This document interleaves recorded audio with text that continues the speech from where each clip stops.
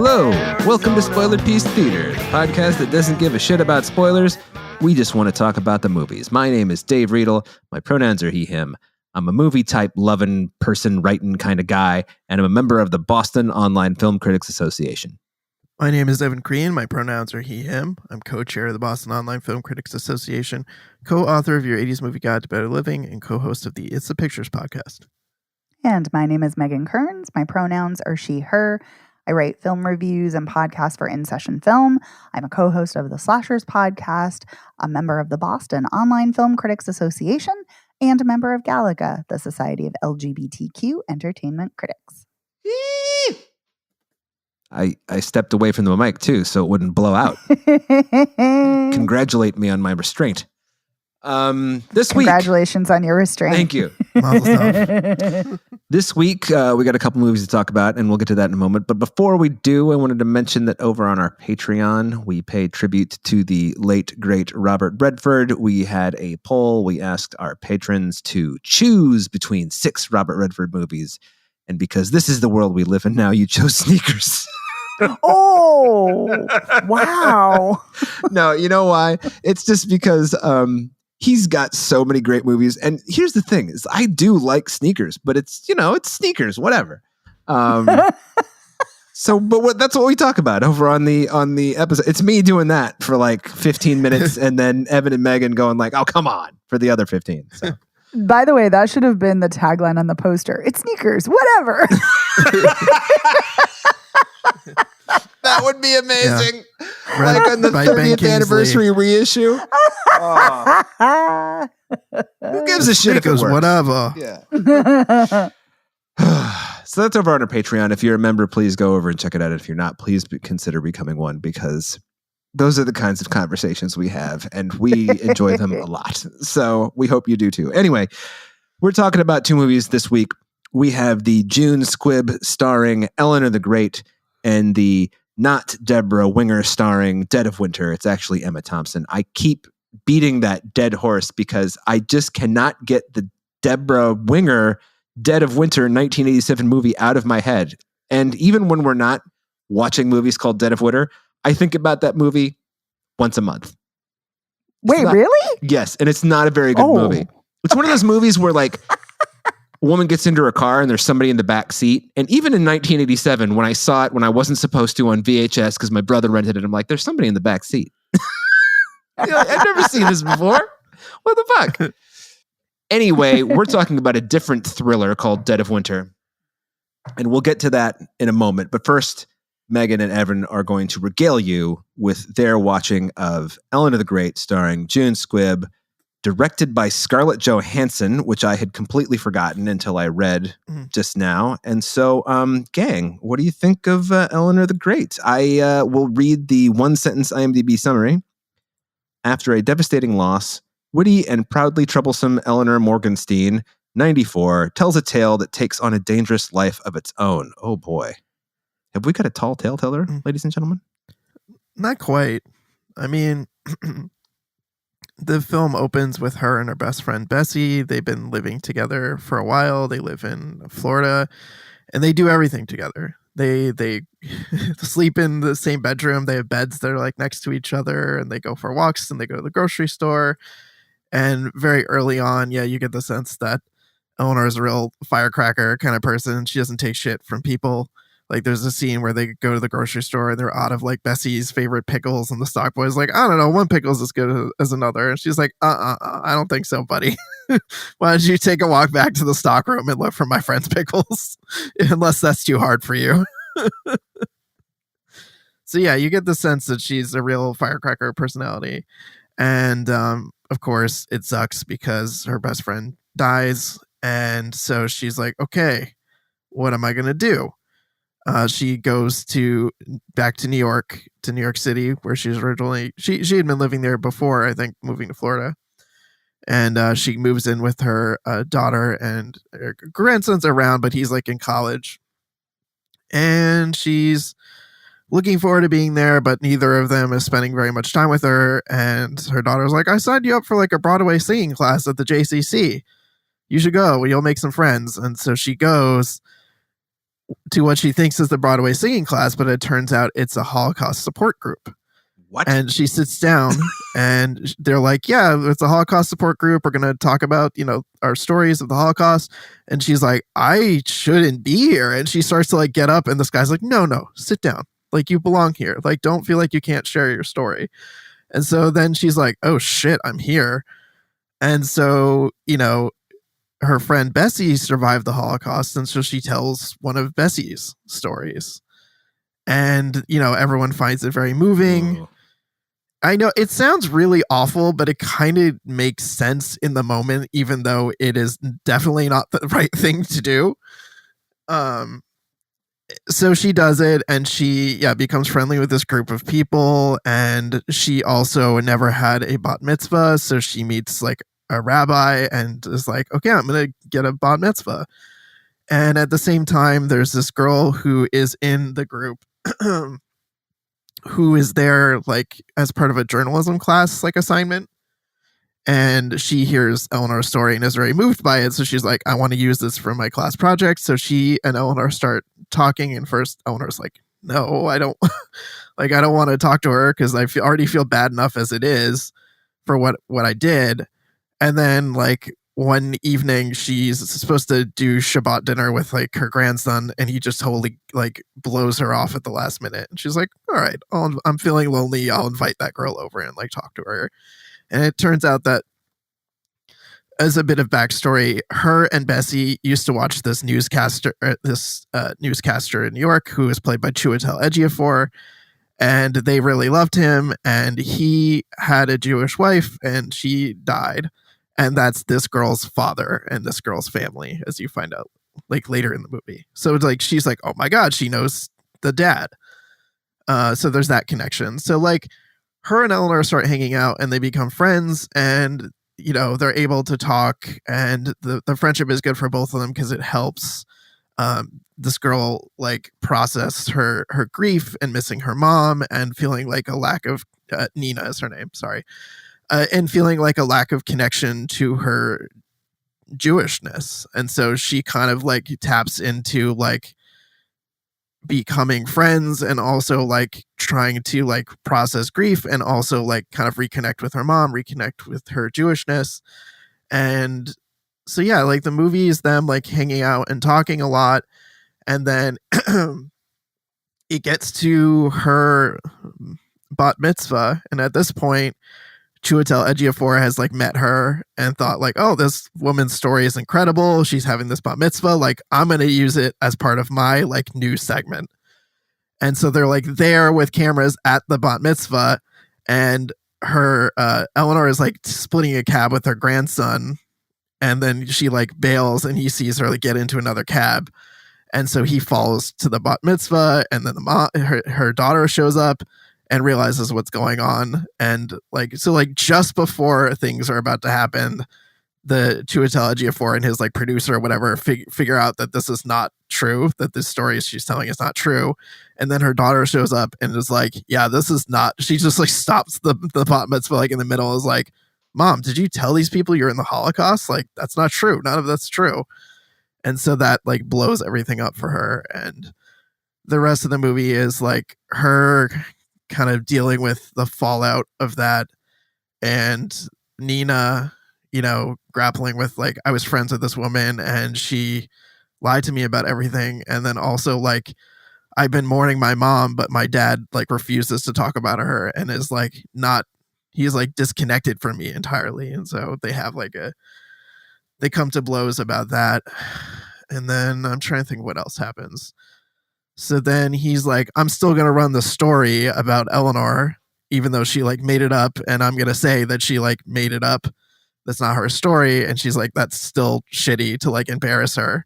But he's like, no, I'm going to go through with it. And then she's like, really doesn't want him to do it. Cause like, even though she's like, this woman lied, like, I don't think it's good to like throw her under the bus so publicly about this. And then she shows up at like the studio when he's doing the story, and he's like, uses it as a way to talk about the fact that Eleanor was mourning her friend and was lonely and sad, and started telling her story as a way to like give it like room for people to like hear it and talk about it and process our grief. And so he's like, I'm going to do a segment on grief, and I'm, been holding on to this grief and I haven't processed it. So that's a thing. And then, yeah, I think by the end, they've Eleanor and Nina have become friends again. They've kind of moved past this. And is there anything else that I'm forgetting? Like the movie kind of ends with them like going and hanging out again. Yeah, Eleanor is now in a senior facility and seems to be thriving. And her daughter comes, and Nina comes with her and then they all go out. Yeah. So, that's right. The final scene is her and Bessie together. So there's like intercut between scenes in the movie. There's flashbacks to Bessie waking up in the middle of the night and telling Eleanor these stories about the Holocaust and losing her brother and all of her family and being the only one that survived. And yeah, the closing of the movie is like Bessie finishing this story and then Eleanor being like, oh, well, I hope you can now like get to sleep. And she's like, I think I might. And they're like, let's go to bed and let's sleep in. And the opening scene of the movie is them like waking up late, like, oh, we slept in. So it's like, I think it's implied that literally the next day is when Bessie becomes like ill and then dies after like revealing her, telling her story. Wow. Yeah. Well, what's everybody think? Megan? I was waiting for Evan because you'd already. You'd already done the, so much. But yeah, but I can go. Either one. All right, I guess I'll go. I mean, so I was definitely interested to see this because it's Scarlett Johansson's, directorial debut, and I always like June Squibb and things. I think she's really terrific. I like Chiwetel Ejiofor, and I think I found this engaging for sure. I found Eleanor to be an engaging character. I feel like there's a really good performance from June Squibb. I do think the movie suffers from some pacing issues that make it kind of feel long despite not being a super long movie.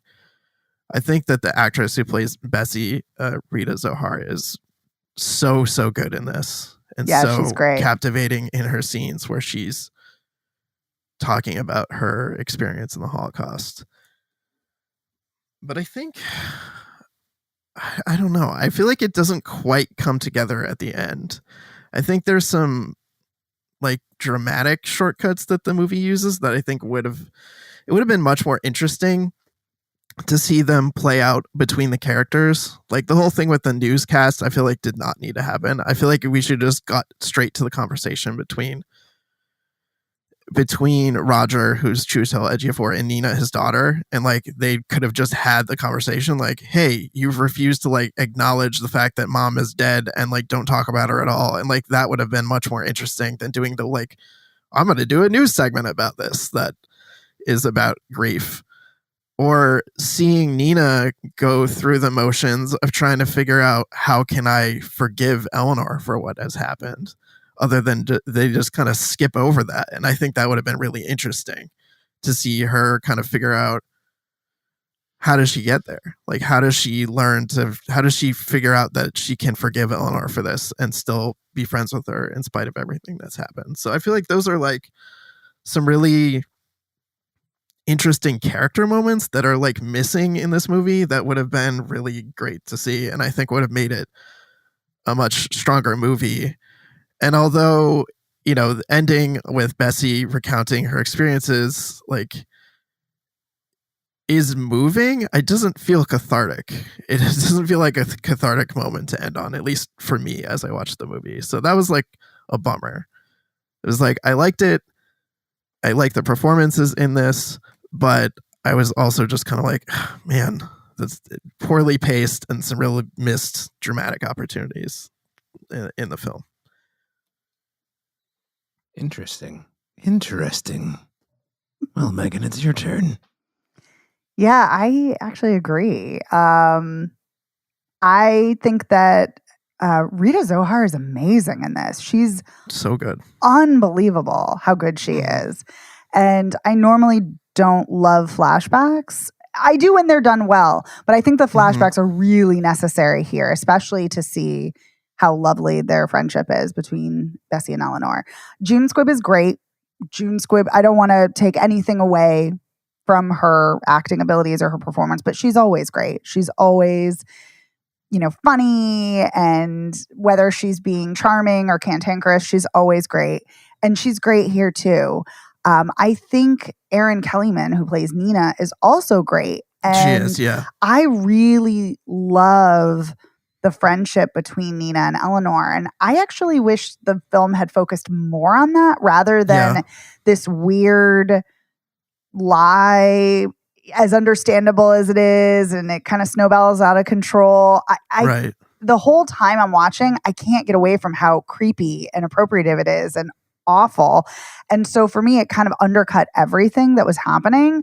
And I'm like, why can't they just have a friendship? Like, that could have been the movie. Like, she's grieving her best friend, the loss of her best friend, and then she befriends a 22-year-old. Like, why could, like, that's an unconventional friendship, why can't we have that? So all these other things, like the televised part, like you were saying, I agree, it's completely unnecessary. But when this movie works, it works. I think there are too few scenes where it works.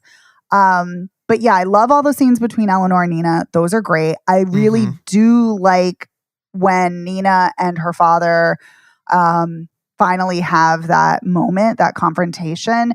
But again, I'm like, I feel like Chiwetel Ejiofor is such an incredible actor, and he's wasted in so much of this film. Yeah. And it's strange. It's just I found so many strange choices from a writing perspective, from a directing perspective, and part of it is the pacing. I agree with you.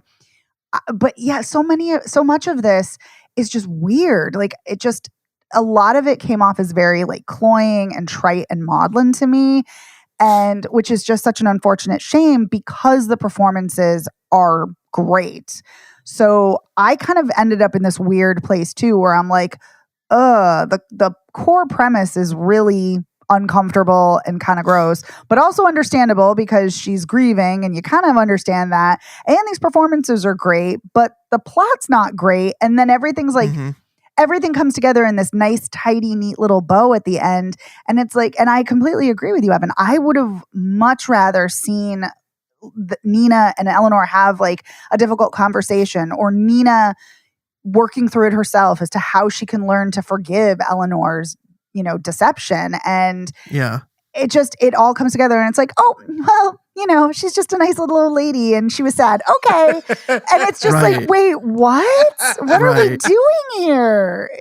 It's weird. It's just, there's something interesting there that could have been much more explored. Like you said, the relationship between Eleanor and Nina is really terrific, and those scenes work really well. And you can see why, like Eleanor's grandson is kind of a dink in this movie. Like he's he's like the fact that he cancels on his grandma. Literally, she's like making Shabbat dinner, and he's like, "Oh, I'm gonna go see like a friend's band play a booby. Sorry, I hope that's not like a big deal." And she's like, "No, it's fine." I would never fucking do that to my grandma. If my grandma was making something, like I'm gonna be there. Like, I'm not gonna blow off plans at the last minute to not see my grandma. So like, I was just mad at him for that, and I could see why like Nina later, when she's in the assisted living place, and she's like, "This is the granddaughter I was telling you about." Like, yeah, okay, I could see why she even calls her the granddaughter, because they have such a nice relationship, and it's great to see. And one other thing I forgot to mention earlier, another conversation that really should have happened is between her and her daughter. And I feel like they just don't address what happened. And I really feel like they could have used a scene, because they do have a scene where they like sit and kind of have a heart-to-heart conversation. But I feel like we really needed the daughter to be like, "Mom, I love you, but why did you do this? Like, I need to understand like how this happened." Like, I feel like that was a conversation that was desperately missing in this movie. Was Eleanor trying to explain to herself to other people? I think that would have gone a long way, because like the movie uses like the news segment, but I think it would be much more interesting to have Eleanor explain like how it happened and absolutely why she kind of kept going with it.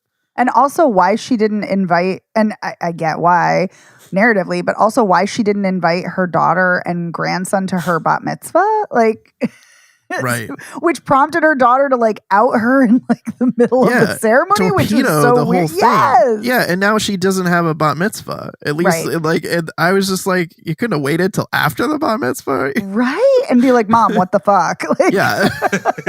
So that's another weird narrative choice that the movie Yes. makes, that they like destroy her bat mitzvah, which actually also could have been a cathartic way to wrap the movie up. It's like, okay, take 2 on this. Right. Yeah, it just, yeah. So it sounds like maybe Scarlett Johansson, it was a bloop single, her first go around. A bloop what? single? A bloop single. You know, you might say like... What's a bloop single? Oh, do you not know your baseball? Okay.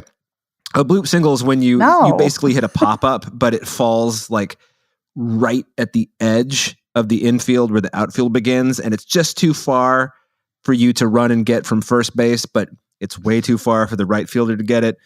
And it's like, so it's like you got to hit, but it's only because someone really fucked up. And it sounds like this movie sort of works only because just like everyone kind of got lucky, because June Squibb is great and the kid is great, but the story's kind of cloying, to use Evan's word, and there's no real Megan's, resolution. Actually. Like, and you said cloying? Excuse me.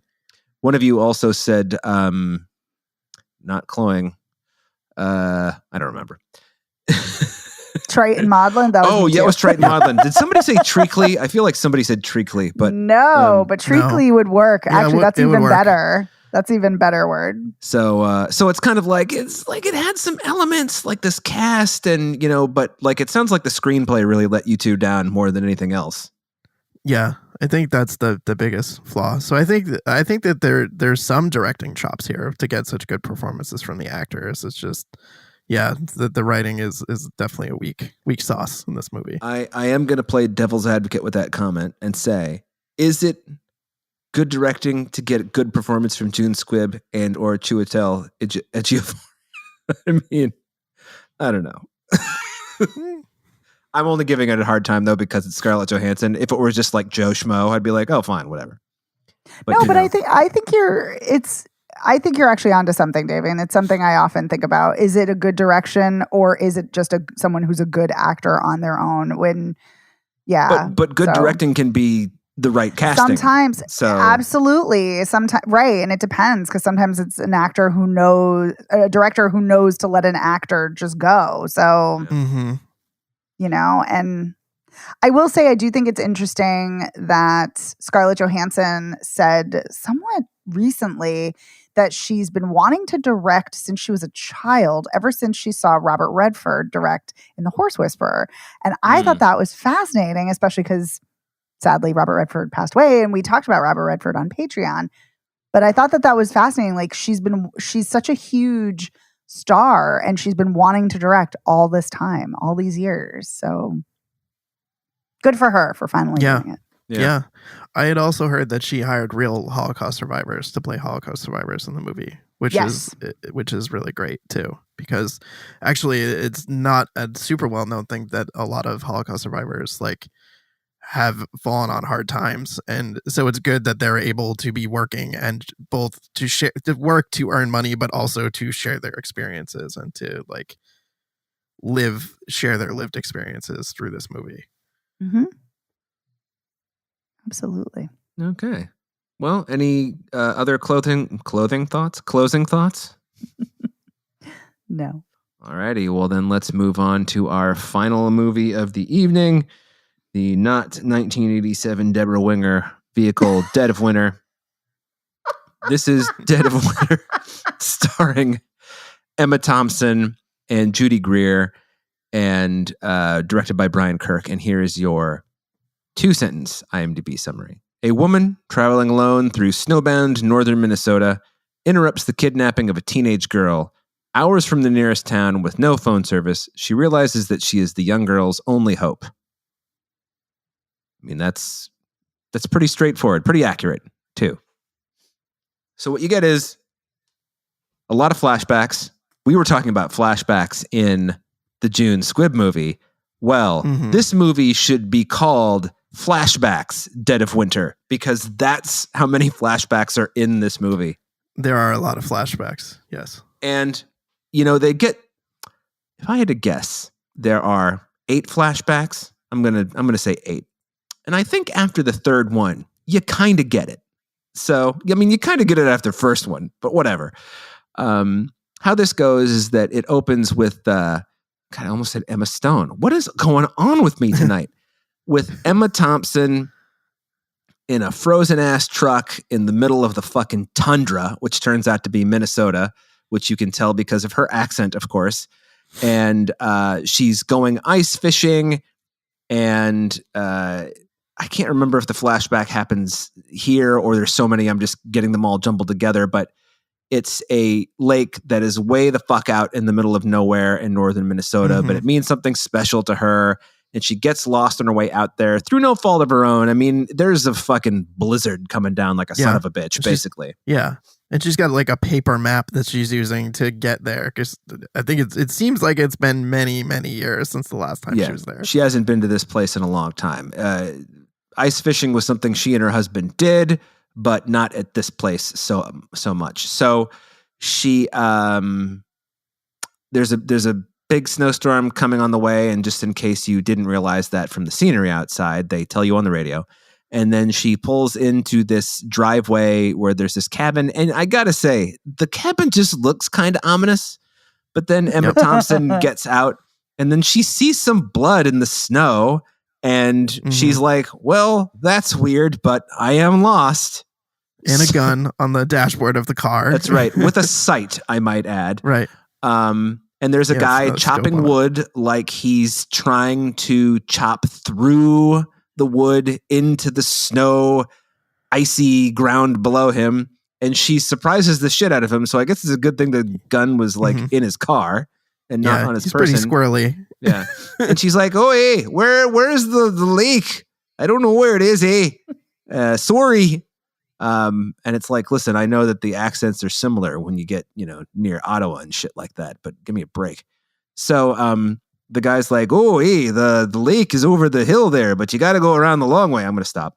And, so the thing that's funny is he just gives her directions. He's like, yeah, the lake's over the hill there, but you got to go back down and go around because like the road's impassable on that side. And then this one, and there's a guy selling hats and t-shirts, and you don't want to talk to that guy. So she, I don't remember. So she leaves. When does it occur to her that something is horribly amiss? Aside from the blood in the snow and the gun on the dashboard. It's not like right at that moment, right? Because she does go out to the lake. Oh, he comes chasing the girl that he's kidnapped onto the lake. Right. And Emma Thompson's like, holy fucking jeez, eh? Right. And she hides. And he doesn't see her, by the way. He doesn't see her or her truck. He's so preoccupied with chasing her that he has no clue of his surroundings or anyone that could be seeing him doing what he's doing. I do have to say, I almost buy that because A, her truck is white, and B, he's trying to chase down a girl that he kidnapped. So he's right. definitely and he's not expecting to see anybody else out there, even though he's already seen Emma Thompson, who I think understood that something was not kosher there when she was like, are you okay? I see the blood on the ground here, which I'm not sure I would have mentioned, being in the middle of nowhere with someone who might have a reason to kill me if I wasn't like, okay, I'll go to lake. See you later. Yeah, I am not a firearms kind of person, but I feel like if there was ever a time when I would have wanted a firearm on me, it would have been then, Yeah, I was surprised she didn't have one throughout the movie because even just for protection from animals being in the wilderness like that, I would be surprised that this character did not own a gun, but she does not. The animals get hungry, and if you're fishing and you got your fish out there and it's they can still smell it in the cold, even though it'll freeze, and then they won't be able to smell it anymore, eh? So you got to be watching out for them critters. So. There are all kinds of problems with getting the hole drilled in the ice, although there aren't. Wink, wink. And after Emma Thompson sees the kidnapping, she goes back to the cabin because she realizes it's the guy she just talked to. And she's like, what the fuck is going on? And he leaves to go do something conveniently. And she sneaks around the exterior of the cabin and she sees, those like the low windows that a lot of people have into their basement. And she sees the girl and she's like, hey, are you alone, eh? And the girl's like, yeah, eh? And then she's like, oh, I'm not going to leave you, eh? I promise. And then the husband gets back and then I think Judy Greer arrives and she writes backwards on the window, I promise I won't leave you, or something like that. I was like, I mean, if I were a betting man, I'd say your character is on death's door, but we'll get to that.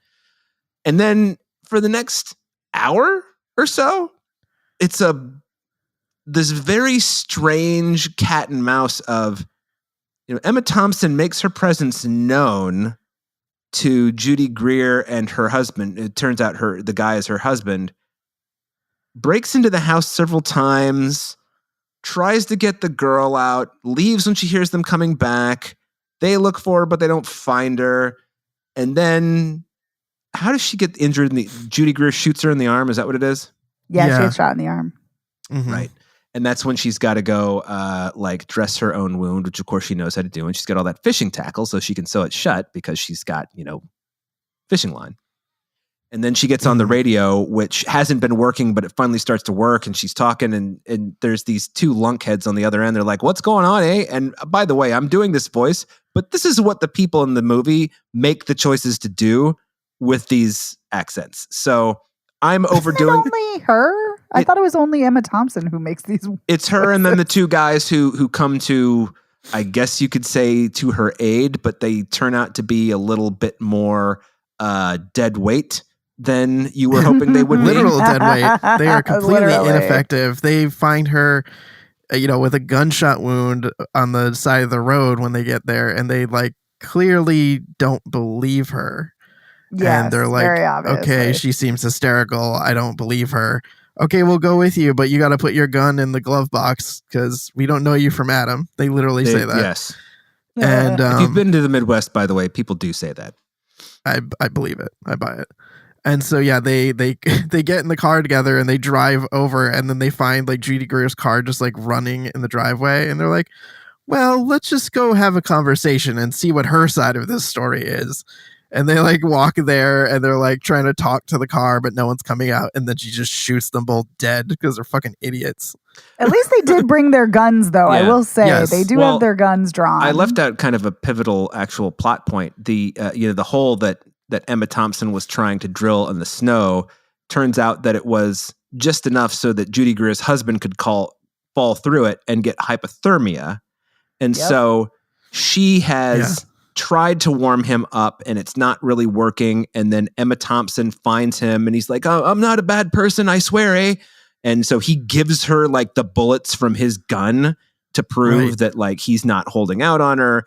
And she's like, you got to go to a hospital. And he's like, I know. And he drives off.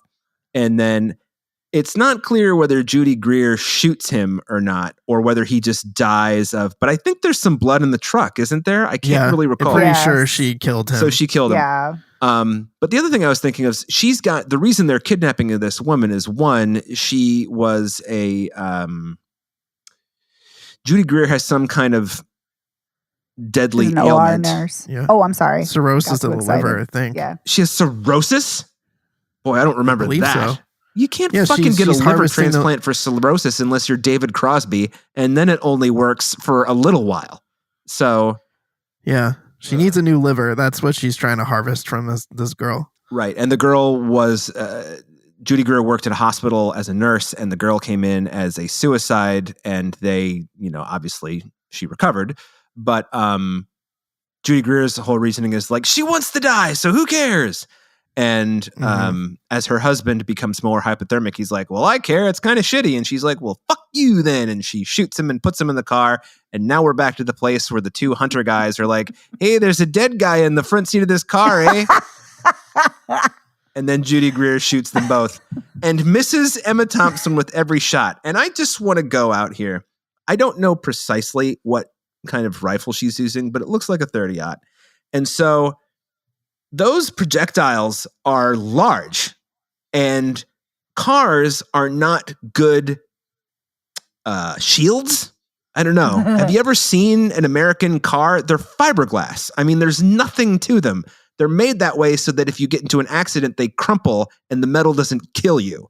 So the whole idea that Emma Thompson would be able to hide behind these vehicles as many times as she does is crazy. But that's neither here nor there. So Emma Thompson runs around to the side of the house, and Judy Greer, because it's her grandmother's cabin, she knows where all the things will fall down just the right way if she shoots them. So part of the roof collapses on Emma Thompson. And then Emma Thompson finds herself tied up in the basement next to the kidnapped girl. And Emma Thompson gets herself loose by basically breaking the furnace off of its, whatever you call it. And then Judy Greer comes back and she's shooting at him. And there's just a whole lot of Judy Greer leaves and then comes back while Emma Thompson's doing something pretty heroic and starts shooting at her again. And then the whole thing is Judy Greer has hired a surgeon that she knows to come and do this procedure somewhere near the lake. I don't remember the name of the thing. I got to get to Fisher's Point or whatever the fuck it's called. I don't know. Right. She's going to take the liver. I love that she somehow found someone that's going to be like, oh, no questions asked where that liver came from. Sure, I'll do the transplant on you. Yeah. And so she doesn't figure out whether this girl is even the right blood type match or any of right? the stuff you would need to know whether they're a good enough donor. And then in case, if you've never known anybody who's donated an organ, you as the person who's got the new organ, whether it's your blood type or not, you have to take anti-rejection pills forever, basically. For the rest of your life, I'm pretty sure. Yeah. So there's a kind of flaw in that theory. But then again, if you have cirrhosis of the liver, and we're not saying that it's always caused by alcoholism, but it's a pretty good bet that Judy Greer may not have thought this through clearly. Yeah. She's chiding the husband for drinking. She's really mad at him for getting drunk. And now it makes a lot more sense if that's because they're both alcoholics or something. Yeah. So anyway, toward the end, Judy Greer makes Emma Thompson put the girl on the table, tape her with duct tape, but Emma Thompson, because she's smart, she does the duct tape loose so that she can pull the girl off the table or the girl can pull herself off the table. And then Judy Greer and Emma Thompson are struggling with the rifle, and Judy Greer recovers it and shoots Emma Thompson right in the chest. And it's oh my God, they killed Emma Thompson. But it's wait a minute, what's that little tin that she's been carrying around the whole time with that bait and tackle in it? It's true, but if you're watching the movie, you can actually hear the sound effect. When the gun is shot, you actually hear the bullet hit the metal of the tin in her that she's had in her chest. You know what's interesting is I noticed that too, and I didn't think about it until now, but I'm thinking oh, so the filmmakers know that was kind of corny, and so they're leaving that clue in there for the viewers to look, we know this is corny, and we know she's not dead, so please don't hate us for this one. Yeah. Yeah. So then Judy Greer's I'll fucking kill you, kid, or whatever she says. And then Emma Thompson pops up and they accidentally light this tent on fire on the ice because that's where they are. And Judy Greer and Emma Thompson are struggling for the rifle, and the girl gets free because the duct tape is loose. And then Judy Greer has been shot in the leg at one point. Emma Thompson shot her in the leg with the husband's gun at one point. So she whacks Judy Greer in the leg, and Judy Greer falls over. And then she sees the girl running away, and she's like, fuck it, I don't care about you anymore, Emma Thompson. She goes, and Emma Thompson takes the handcuffs that are still on her wrist that she had broken off the furnace and handcuffs Judy Greer to her, and they go into the lake together. And Emma Thompson drowns peacefully, remembering her husband's, their first date, because that's where they went on their first date, while Judy Greer is like, fuck! And she scatters her husband's ashes in the lake at the same time, because that's why she was there in the first place. And we discover. Yeah. So I'm just going to go out on a limb and say this is not very good. But I would rather hear what you two have to say. Okay. I'll get back to it. The only thing I want to say. Oh, okay. Yeah. The only addendum I want to make to the plot is it's not because she drinks; it's because she takes fentanyl. Oh, Gotcha. well. Okay. I mean, potato. That's right. There was the fentanyl, the box of the fentanyl. That's right. Yeah, I'm just saying. There was an interview with the director talking about the opioid crisis in the U.S., so that was the only reason why I addressed that. Mm-hmm. Wow. Yes. Otherwise, it's a moot point. It's like a cow's opinion. Yeah. So, okay, Joey. You were gonna say that. Megan, what did you think about Dead of Winter? I don't know why I thought you were going to say dead weight for a minute. Sorry. No, because we were talking about how the guys were dead weight when they were coming to Yeah, that's true. to the car. Anyway. I did not think this was bad. I liked this. I can understand why. Well, we haven't heard from what you have to say yet, but I could speculate as to why you might think this is not very good. I do think there are some issues. I definitely think there are pacing issues. There's a lot of repetition here that does not fully work. It's not as tense as it could be or should be. Watching this, it's funny. Even though they're very different movies, I kept thinking of God's Country and what a brilliant film that is. A good one. And how that film is so tense, even in moments where I don't want to say nothing's happening because everything's happening, but even in moments where people are just standing looking at each other, there's just ominous feelings just evoked. Having said all that, I liked this. I don't like Emma Thompson's accent in this. I don't know how accurate it was, but it didn't feel very accurate. Like it felt forced. Having said that, too, I think it's a great performance. I liked seeing Emma Thompson in a survival, life or death role, in a very physical role. Judy Greer. I know we always talk about how great Judy Greer is. I think she's excellent here as a villain. I think she's great. Yeah, I dig it. I like this whole latter day Judy Greer doing whatever the fuck she wants. She's like, I was the best friend for 15 years, and now I'm just going to do whatever. Yes, and she's excellent in The Long Walk. She's a scene stealer in that. I think she's excellent here. So I really love both of them. I like Mark Menchaca, who plays her husband, the camo jacket guy. He's great in Ozark. I think he's great here. He plays nefarious people in a complicated way, like in a complex way, and I like that. I wish there was a little bit more to this. This feels a little thin, both narratively and just in its execution. And maybe it's because it's laden with so many flashbacks, which I don't think we need that many flashbacks. But I did like this. And I kept rewinding the part at the end where she drags Judy Greer into the icy waters. And I'm like, what is she saying? And then I realized at the end, I'm like, she's saying Skoll, Carl. She's cheersing him. And I was like, well, that's kind of weird and sweet in like a strange way. But yeah, I liked this. This had a charm to it that worked for me. Interesting. Evan. Yeah, counterpoint. I'm on the same page. No counterpoint. I'm on the same page as Megan on this one. I really did enjoy this. I thought Emma Thompson was really good.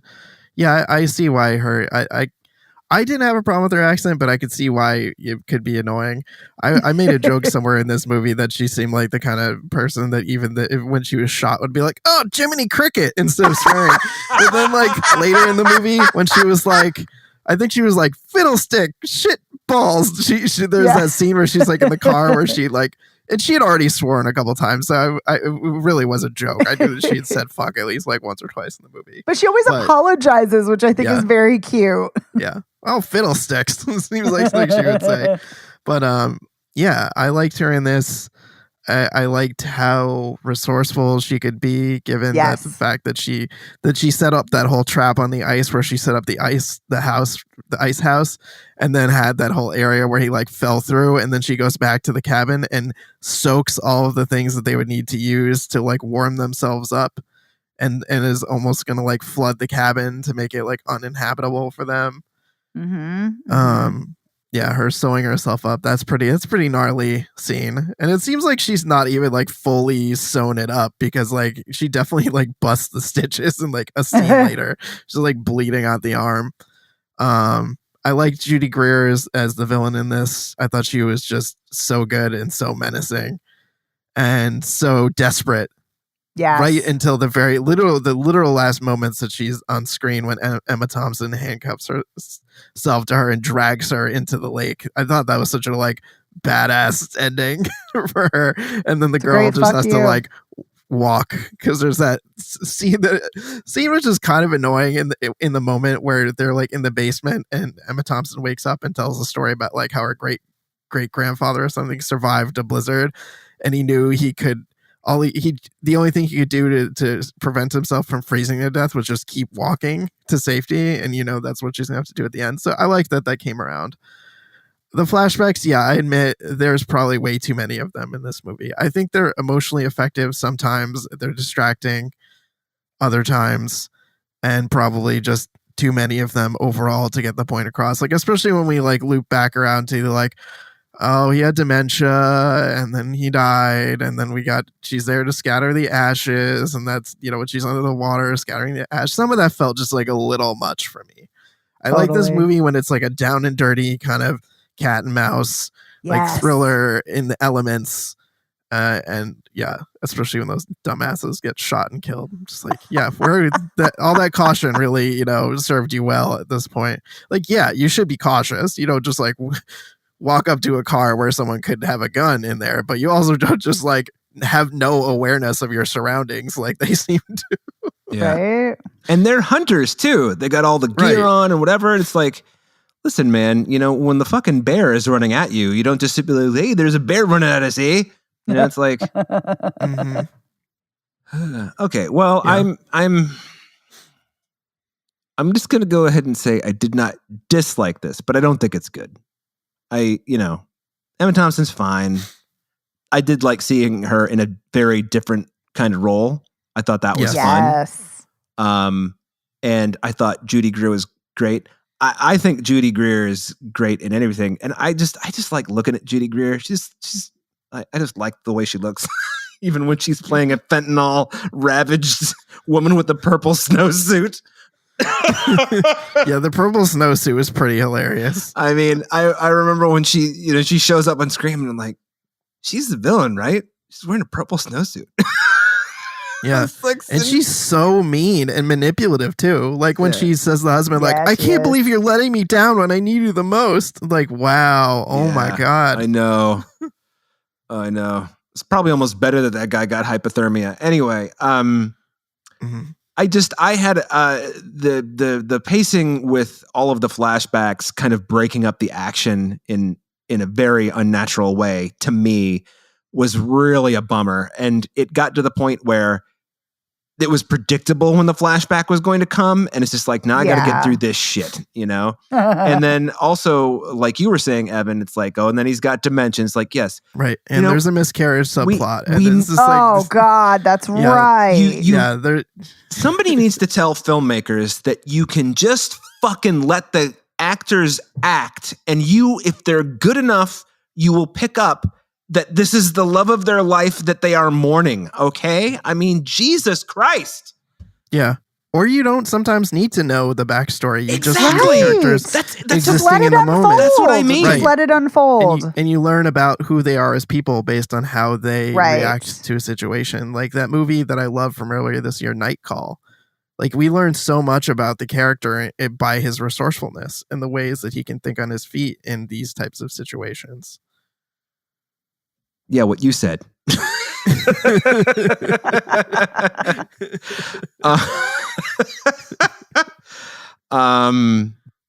was the Belgian movie, right? Right. Yes. Yeah, okay. About the locksmith. It took me a moment to like put that together. Yeah, exactly. That movie was that's a great example of show don't tell. It's like you pick things up over the course of it. And I think that I can't think of any movies, of course, across the top of my head now, where just like everything is, you learn everything you need to know by like the last shot. It's like, this is so stupid. Rosebud. I mean, like, who fucking cares what Rosebud is? And then you're like, oh, it's a sled. And that firefighter, the only thing he cares about is the sled because he's an evil son of a bitch whose childhood was taken away from him. And you don't need to like know, and you can just use, you heard the word. An hour and a half later, you see the sled burning and you're like, oh, now I got it. Like, I mean, how hard is it? I mean, it's pretty fucking hard. But making movies is hard. But it is hard. Every time I shit on people for making bad choices in movies, I do want to just acknowledge once more, I do know how hard it is to make movies. It's hard to do pretty much anything creative unless you're one of those people who's like kind of preternaturally gifted at your chosen creative method. But, like say, I don't know, I was going to pick somebody who's terrible at what they do. Like Uwe Boll, hard, But even then, it's hard because you still have to dedicate time and effort. And energy, sure. So yeah, we don't just like all wake up like Paul McCartney and like know how to play piano just because we looked at it the right way when we were 12. So yeah. But also part of what we're doing here is we're talking about movies and we're breaking down why they're good or not. Right. The choices that are made. So we have to explain ourselves. We have to explain our opinion or why we feel the way that we feel about the movie. That's so true. That's kind of also how we end up shitting on things, either accidentally or on purpose. I know. It's just that like I was really looking forward to this. And I won't say that I was disappointed in it. I mean, because if I were disappointed, I'd be like mad, which I'm not mad. I'm just, I'm kind of more like thinking like, this is kind of a missed opportunity for me. You two liked it a lot better than I did, but it's like I said, the pacing in particular, and which is of course linked to all the flashbacks. I think that Emma Thompson is a strong enough performer and Judy Greer is a strong enough performer that you can just like, you can really rely on them, Absolutely. You don't need those gimmicks. Yeah. So, and without the flashbacks, it would have been 15 minutes shorter. So, hey, no fucking problems with that, with shorter movies. I mean, I love me some long movies, but I like me some short movies too. Yeah. I would like people to be more daring in their kind of in-between length movies, like longer than an hour, but doesn't need to be an hour and a half because you're just kind of stretching the story. Yeah, absolutely. I mean, sometimes there are movies that, every once in a while you're like, that movie was 83 minutes long? That was a lot of stuff they crammed into 83 minutes, Mm-hmm. So anyway, do we have any final closing thoughts on Dead of Winter? Not Dead of Night? Yes, Megan, go. I want to see Emma Thompson in more roles like this, more action-y, intense roles. And I want to see Judy Greer more, period, but definitely as a villain. She's a great villain. Mm-hmm. Yeah. Very good. Absolutely. Well, I agree with all that. And I think it sounds like Evan does too. So, yay! Mm-hmm. Alrighty, so let's go through this. Would you two recommend June Squibb or not? Of course you recommend June Squibb. Would you recommend Eleanor the Great? I think yes. But there's, as I mentioned, I think there's some definite flaws there. Yeah, for me, I don't want to say it's a tepid yes, but yeah, definitely a yes with caveats. Yeah, okay. It's not emphatic. Right. Fair. All right, I'm going to go first on the old Dead of Winter thing. I cannot recommend this, not even as a your mileage may vary. So maybe I was more disappointed in it than I said I was, but it's just kind of like, I mean, you got to like Emma Thompson and Judy Greer a lot. So I do. That's fine. And if you do too, rock. So your mileage may vary. Okay, fuck me, whatever. I like how we all bore witness to this conversation that Dave was having with himself. This epiphany came back around. Yeah. How about you two? What do you think? Sounds like you're both a yes. Yes. I'm probably more a tepid yes because there are problems with this film, but yes. My grandfather he had to keep walking, eh? And that's sometimes it's all you can do, eh? Yeah, those flashbacks really killed it. Anyway, but I would still say yes, but there are issues with it. Okay. Mm-hmm. Well, fair enough. All right. So that is this episode of Spoiler Piece Theater. Thank you very much for joining us. We just told you how we feel about the movies. First thing I want to do is thank our sponsor piece patron, Heather Sachs. Thank you, Heather, for being our sponsor piece patron. Thank you, Heather. Thanks, Heather. I should do that at the top, so I'll try to remember to do that next time because it's really a big deal to us. The other thing I want to do is thank our wonderful editor, Otto Klammer. Otto, thank you so much for your work each week. Thanks, Otto. Thanks, Otto. You can find Spoiler Piece Theater anywhere you get podcasts. We have a website at spoilerpiece.com. If you want to follow us on social media, we're Spoiler Piece Theater on Facebook, and we're at Spoiler Piece on Twitter, Instagram, Letterboxd, and Blue Sky. If you want to email us to get in touch with us and tell us what you think about the 1987 Deborah Winger Through the Dead of Night, Dead of Winter, whatever, that's spoilerpiece@gmail.com. We don't have a phone number anymore, but we're working on getting one. And if you like the show, it would be a great thrill and a joy to us if you could go to ratethispodcast.com/spoilerpiece. Tell everyone how much you love us, or you can do it directly on Apple or Spotify. That really, a good review really helps get us up in the rankings. Yay! And if you really, really like the show, please consider joining our Patreon. As I've mentioned several times, and everybody else has mentioned it too, over on Patreon, we talk about Robert Redford's 1992 comedy thriller Sneakers, directed by Phil Alden Robinson, starring Mary McDonnell and Sidney Poitier and River Phoenix and Dan Aykroyd. And we had a good time talking about that one. And one of us used to love it, and one of us does not love it so much anymore. So if you really want to know who that is, go listen on patreon.com/spoilerpiece. My name is Dave Riedel. I'm a member of the Boston Online Film Critics Association. You can find me all over your social medias as Dave Sees Movies, except on Twitter, where I am nowhere. And then on Blue Sky, I am David M. Riedel. My name is Evan Crean. I'm co-chair of the Boston Online Film Critics Association, co-author of your 80s Movie Guide to Better Living, and co-host of the It's the Pictures podcast. You can follow me on social media as Real Recon, and that's real as in film reel. And my name is Megan Kearns. I write and podcast for In Session Film. I'm a co-host of the Slashers podcast, member of the Boston Online Film Critics Association, and a member of Gallica. You can follow me on Blue Sky and Twitter at Opinioness World, or on Instagram and Letterboxd at The Opinioness. Thanks for listening. We'll see you next week. Bye. Thanks. Bye.